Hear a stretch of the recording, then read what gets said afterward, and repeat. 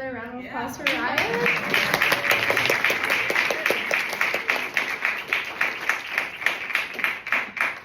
I've had the pleasure of knowing Ryan and working with her the past 2 years as part of Youth Climate Save Canada and on different campaigns. So I'm just really proud of you and really inspired and ready to get to work on like making good social media content. So thank you for starting us off that way. So I'm going to build a little bit on what Ryan was talking about in terms of what other social movements have done and how can we learn from them, and also how can we collaborate with them, and also what are some of the intersectionalities between animal rights and other causes that are happening in the world today, such as the environment, labor, migrant rights, etc. So that's a little bit of what I'm going to be talking about. So to introduce myself briefly, my name is Nika.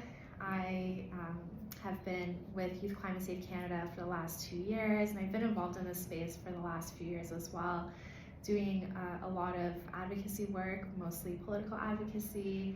As was mentioned, Ryan and I have both met with members of parliament to talk about the issues of the links between climate and food, and we talk a lot about transitioning to plant-based, to support the animals, but also to get our foot in the door and make that point from a climate perspective. So that's why I'm going to talk a little bit about intersectionality and how all of that works. So how do I go to the next slide? And just pull the slides. Yeah. And then just use the arrows for the mouse. Okay, cool. You can use the mouse too. Okay, awesome. So we're going to talk about intersectionality, and our third panelist was actually supposed to be Genesis, so you might have seen her in the overview of this panel, and she was going to talk a bit about that, so I want to just pay homage to that. She's done a lot of work at the intersection of racial justice and climate justice and animal justice, so I'm just going to highlight some of those interconnections to start us off, and why it would benefit us to collaborate with movements for liberation across the board. Then I'm going to talk about some case studies. So first I'm going to talk about some of the work that Ryan and I have done around climate and food and animal rights. So we'll talk about Youth Climate Save, Food at COP, the Pro-Veg Youth Board, which we're both on, and the Young Go Agriculture Working Group. And then I'll talk about a case study of a march that just recently happened 2 weeks ago on September 17th. That was September 16th, that was about ending fossil fuels. And I'll talk about what can we learn from these large marches that bring multiple social movements together and advocate for change, and how can we learn from that? And then next steps for your organization. So I assume that several of you would either run an organization or be involved in an organization. So how can you take what we shared today and try to apply that into your work? So that is our agenda. Okay, intersectionality, liberation for animals, people, and planet. So let's first talk about animal rights intersecting with labor rights. So I think you're all aware of this. The point of these slides about intersectionality are just to really serve as a reminder and to get us to think again about how the work that we're doing goes beyond just liberating animals, but it also has impacts for humans and others. So just again, the negative experiences of workers and often their illegal treatment across the animal supply chain, including slaughterhouse workers, but also including the farmers, ranchers, fishermen, the transport personnel, etc., has seen more attention actually in recent times. There was recently found in the US that a lot of children were illegally employed in slaughterhouses.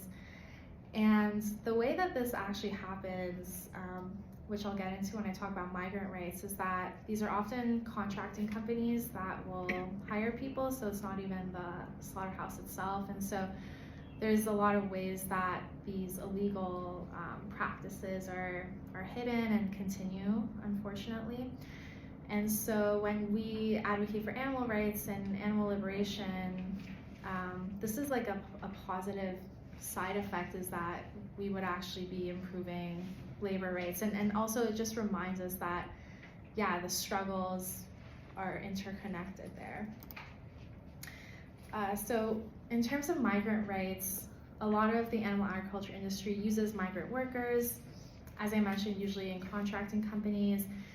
And often these workers are not citizens, and so they're not able to secure other jobs, and they don't have protections and the ability to speak out about the conditions that they're working in. So when we think about this, it reminds us that for us to fight for migrant rights would also align with our mission to help the animals. So looking at migrant rights, I wanted to do a quick case study of a march that I participated in with Youth Climate Save along with the Toronto Climate Save chapter. And this was called the Status for All March. So, oops, that's Ryan. But we'll get to that in a second. Okay. So this just happened again this year on September 17th in Toronto, but this was 2022. And basically, the Migrant Rights Network was calling for all migrants to have permanent residency status.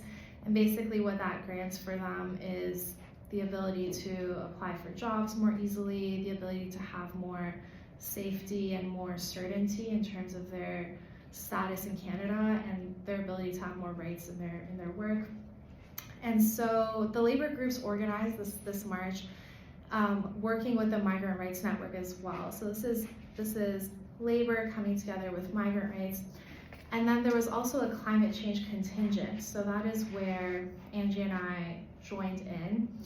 And our sign says climate justice means migrant justice, racial justice, Indigenous justice, disability justice, economic justice. So this is really intersectionality explained in a poster of how all of these issues really connect. And what I wanted to highlight in this case study is that although this march was organized by the Migrant Rights Network and the labor unions, the climate change groups in the city of Toronto came together and organized a contingent of climate change groups that wanted to highlight the connections between these different causes.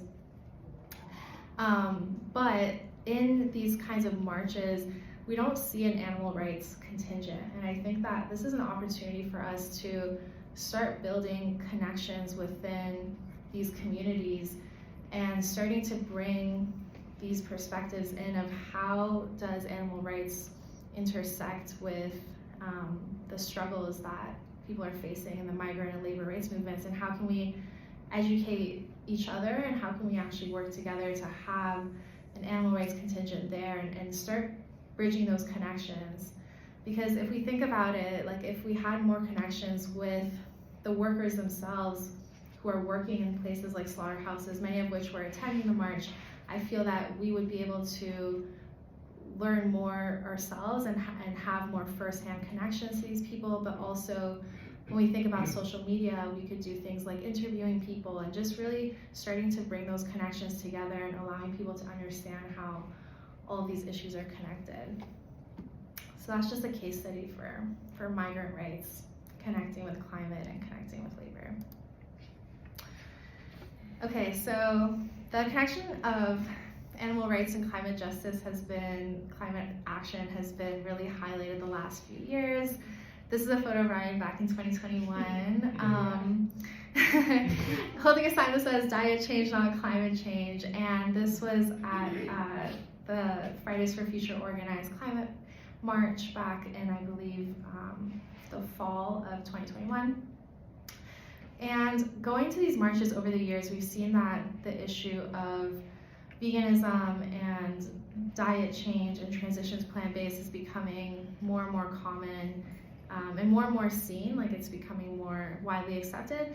However, there isn't still a very organized attendance of animal rights activists at these marches. I think that's starting to change, and I think that's something that I'll talk to later on about how we can improve. But this slide is just to remind us that we will not reach 1.5 degrees of warming, which was agreed to in the Paris Agreement in terms of the total amount of warming that we want to see with climate change, without addressing animal agriculture. And by fighting for climate action, by fighting for climate action And advocating for sustainable farming practices and a transition to plant-based foods, we're also saving animal lives and also helping the environment. Okay, another intersection I wanted to highlight is the intersection of animal rights with food security and healthy food. So I often find that the people working in transitioning to plant-based are in one corner, and then the people working on like food security are in one corner, and then the people working on like healthy school food are in one corner. No one really talks to each other and collaborates, even though we're really fighting for very similar things. And it's even in mainstream non-plant-based communities understood that a diet of mostly plant-based foods is what's healthier. And working on making this intersection more clear and building partnerships with groups working on these issues would be really good for our movement. So healthy school and hospital food is already being plant-based in a lot of areas, such as in New York City, where they are doing meatless Mondays and plant-based Fridays, and they are having their public hospital food to be plant-based. And in Canada, we have the Coalition for Healthy School Food calling for alignment with Canada's food guide, which is mostly plant-based. It's not fully there yet, but it's a step forward in the right direction. And by supporting movements calling for food security, sovereignty, and healthy school food, we're also starting to support animal rights more there too. Oops. Okay, so in essence, what I'm trying to say is that supporting other movements is a win-win. We will be helping animals by fighting for these causes, but we're also showing the intersectionality of our movements and their shared interests. This will grow the reach of the audience of animal rights, and including to other youth. So as Ryan was saying, youth often are only seeing a certain type of content around animal rights, but if we really work more on intersectionality, I think that would start to show the issue of animal rights in a more positive light, and start to get youth that are already interested in these other issues to start to see how their belief for liberation and rights aligns with animal rights as well. This would also, if we work on collaboration, it would also teach us as animal rights activists and organizations more about movement building and how we can be more organized in our own movements. Okay, so now I want to talk a little bit more just about the intersection of climate and youth movements and veganism and some of the work that's already being done, so that you can support these organizations or join them, or just check out some of what's going on. So Youth Climate Save is how Ryan and I met, and Genesis, who is going to be on this panel, is the founder of that.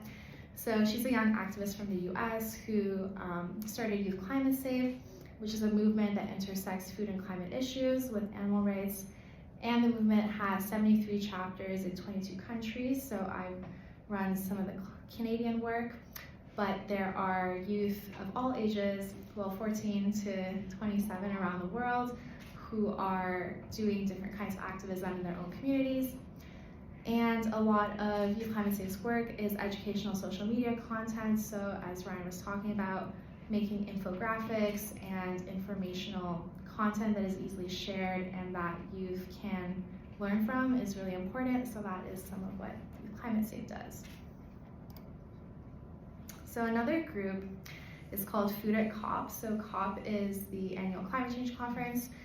And Food at COP is a movement led by young people from across the globe who believe that climate change negotiations must take place over climate-friendly meals. So we did a campaign this year which had 3 very specific asks: for at least 3/4 of the menu to be plant-based, for the options to be affordable, nutritious, regionally sourced, and culturally inclusive, and to have a clear emissions label displayed for all food options. So we were really a coalition of 3 organizations, Young Go, Food at COP, and ProVeg, but we had over 100 other organizations sign on to this pledge, and these were the 3 demands that we agreed on. And the result was that the team responded back from COP, and said, "We intend to demonstrate sustainable food systems in action at COP28 itself. My team has been working to ensure the availability of plant-based food options that are affordable, nutritious, and locally and regionally sourced with clear emissions labeling." So this was a big win, and I think the reason that this was more successful this year than in past years is that it was quite organized earlier on in the year. This was launched on Earth Day, so gave a good amount of time to get this off the ground and to get interest around it. And the letter that was sent is still open for organizations to sign on, so if you're interested in getting involved with this campaign, you can also do so. But on this slide, I just wanted to shout out to Youngo. So the Youngo Agriculture Working Group is part of Youngo, which is the youth constituency of the UN FCCC, which is the UN Framework Convention on Climate Change, which hosts the COP events. And so this is a group that any youth under 35 can join. So you can also just look up Youngo and see how you can get involved. And then if you want to focus more on the issues that we're talking about today, you can join the Agriculture Working Group and the Food at COP team. And then lastly, the ProVeg Youth Board. So Ryan and I are both a part of this, and this is 20 young activists around the world working on food and climate issues. And we are attending COP28, and we're doing work around events like the World Food Forum, and again, trying to bring in the youth perspective through a climate lens, but with ProVeg as well, going beyond just climate and thinking more about other aspects of food and other issues within food. For example, we have a lot of youth from the Global South that know a lot more about farming and that are more connected on the ground. So having youth from around the world really gives like that diverse perspective, and everyone has something different to share, but we do, as ProVeg, we do promote plant-based as one of our biggest solutions. Okay, so now I want to do a case study again of the March to End Fossil Fuels, and my intention with this is just to talk about how this was successful and what we can do in the animal rights movement to replicate this kind of success. And yeah, just some questions for us to think about in terms of organizing and activism and engaging people.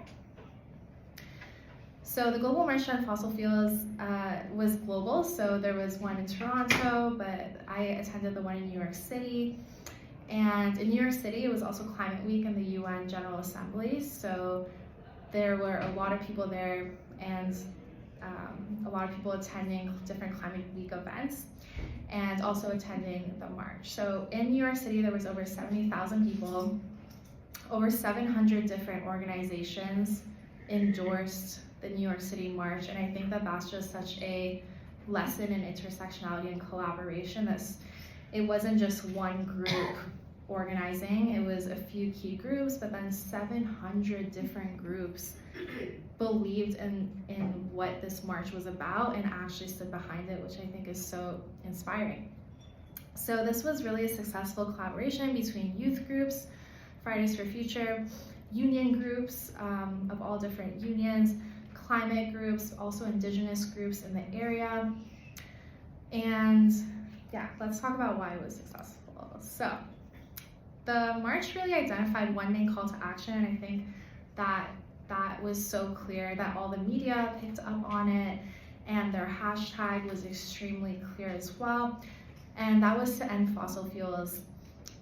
It was called the Global March to End Fossil Fuels, and so I think just the clarity of the messaging made it really successful, because it wasn't like people were asking, what are these people asking for? It was really clear that this is exactly what is being asked for. Indigenous solidarity was really front and center. The Indigenous communities were at the very front of the march, and I think that that's becoming more and more important. I mean, today is Reconciliation National Day for Truth and Reconciliation, so I think that as the animal rights movement, we need to do a lot more work in terms of engaging Indigenous communities and breaking down that barrier where people think that there's this divide between vegans and Indigenous communities. And I think there's so much that we do actually agree on, and there's so much trust that we can build there, and I think that that would actually really help our movement to build those relationships much deeper and really think about our place in reconciliation. So anyways, that was just something to highlight as something that really made the march successful, is how they were included. And then also having organized contingents. So the march was all along a really long street in New York, and each contingent, whether they were a labor group or a youth group or a high school, etc., had their own very specific place to be. And I think that that really made it very organized and really cohesive, even though there were so many different groups coming together. So there was an animal agriculture contingent at this march. Even though it was about fossil fuels, we were still highlighting that food systems are important and that factory farming specifically is one of the main contributors to climate change. So we did have a few different organizations, including Mercy for Animals, Compassionate World Farming, ProVeg, and Youth Climate Save, being a part of this animal agriculture contingent. And it was small. I think that it could be expanded. And I think also we can be strategic about if the topic is ending fossil fuels, how can we talk about the connection between fossil fuels and industrial agriculture, and fossil fuels and industrial farming that is heavy in fossil fuels, and kind of think about how these issues connect with each other and how we can like make the messaging fit a bit more based on each march. I think there's a lot of room to be strategic there. And I think, again, these marches are a great opportunity to expose that message of animal rights in a more positive way. As Ryan was saying, I think general activism content was what most people see, and if we can be more strategic about what type of signs we have and how we're conveying this message and how we're making those connections, we can engage a lot more youth as well. So lessons learned, just again why this was so successful. The date was announced months in advance. It coincided with Climate Week, so a lot of people interested in this topic were already there. Very clear messaging, a singular call to action. The strong collaboration of so many different groups promoting this march also led to it being really successful on social media, and therefore having a lot of reach and uptake by youth to attend. And there were post-march actions promoted at the march. So on stage, when they were talking about what can you do next, there were clear events that people could attend the next day and the following week so that the momentum continued to build. And I think that that's something that's really important for us to use in the movements that we're a part of, and to give people ways to continuously stay engaged with the cause. So these are my questions to summarize this presentation really, and to get us thinking about what can we learn and what can we do next. So when I say we in these slides, I guess I'm talking about us as people that are passionate about animal rights and people that are passionate about this cause. How can we join the already strong network of climate, union, youth groups working together? And I said we should give and support from a good place. And what I mean by that is, like, instead of us going in and saying, you should support animal rights because it aligns with your mission, I think we should give in terms of we should support these movements, and we should really support them from a good place and a really genuine and open heart. In order for us to receive that kind of support back for animal rights. Being resourceful and supportive, amplifying the work that these other movements are doing, and then once that relationship is built, like asking to speak at these events and asking to make that connection between animal rights and climate and migrant rights, for example, that we talked about. How can the animal rights movement be more strategic with more advanced planning and collaboration for our own animal rights focused marches? So it's not just us attending climate marches, but how about climate activists attending animal rights marches? How can we think more strategically about that and really plan for that so that, they also support us and it's just a lot more collaborative. And then what are some ways that we can collaborate and organize beyond big marches? So a lot of my case studies were marches, but there's so many different ways. There's all kinds of ways that activism happens, as Ryan mentioned in her presentation as well.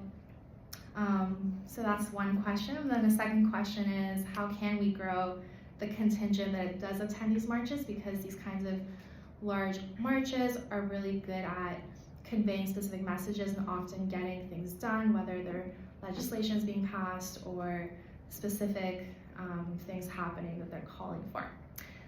And yeah, how can we just have really a more unified message amongst ourselves? So I just wanted to end with some coalitions you can join. So these were just some of the ones that I mentioned. So if you want to write them down or just check them out later. These are based in Canada, but if you'd like to know more about things based in the US, for example, you can ask me as well. So conclusion, support other movements to learn more about the intersections of animal rights and climate, labor, youth, and more. Join coalitions to meet other organizations doing work that relates to your mission. And then ideate new ways of collaborating with other groups.